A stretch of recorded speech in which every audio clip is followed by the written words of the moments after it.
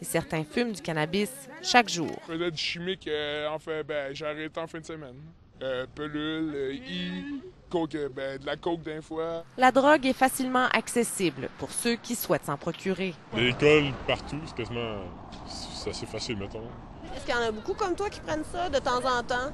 Quand même, mais il y en a plus qui prennent ça quasiment à chaque jour. Dans ma classe, on était tellement pas surveillés que je peux me faire des lignes sur mon bureau. Il y a une quinzaine d'années, on parlait de pot, on parlait de PCP, on parlait d'acide, mais aujourd'hui, on parle de pot toujours, mais s'ajoute à ça là, les amphétamines, les méthamphétamines. Les amphétamines, c'est ce que les jeunes appellent du speed ou encore de la pinote. C'est une drogue qui cadre avec la société d'aujourd'hui. Chez les jeunes, la rapidité, le buzz rapide, puis ça dure longtemps, ça coûte pas cher. Oui, ça fait 8 mois déjà que je suis sortie d'ici. Caroline Poirier ne consomme plus aujourd'hui. Après avoir commencé à fumer de la marijuana à 14 ans, elle est restée accrochée à la pinote. Est-ce que tu en prenais souvent?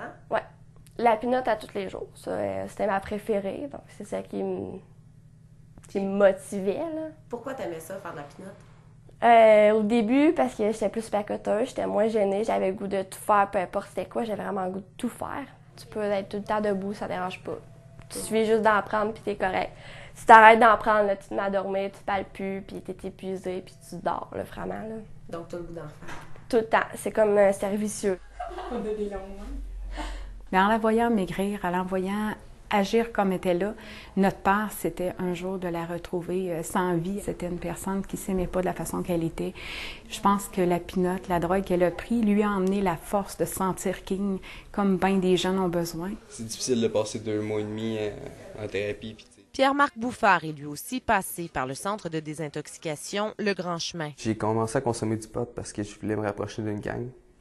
Parce que j'étais beaucoup rejeté. Là, c'était rendu le PM qui est hot, puis tu sais, il est chumé, puis il est drôle, puis maudit qu'on a du fun avec PM, puis tu sais, moi, c'est quelque chose qui m'a accroché à ça aussi. Après, il a commencé les amphétamines. J'ai monté à peu près à 6 pilules par jour, puis 12 quand je voulais triper. Au niveau des dommages irréversibles pour le cerveau, c'est très dommageable à long terme. Même quelques consommations peut amener un jeune qui avait des prédispositions, par exemple, à l'anxiété, à la dépression, à tomber dans une dépression importante. C'est justement ce qui est arrivé à Pierre-Marc. J'avais un mal de vivre constant et intense. J'avais plus de raison de vivre, dans le fond. Je passais sur un pont, puis je regardais en bas voir si c'était bien haut. Là. Pierre-Marc et Caroline reviennent de loin, mais ils sont plus que jamais déterminés à regarder vers l'avenir, un avenir sans drogue. Amélie Desmarais, Radio-Canada, Trois-Rivières.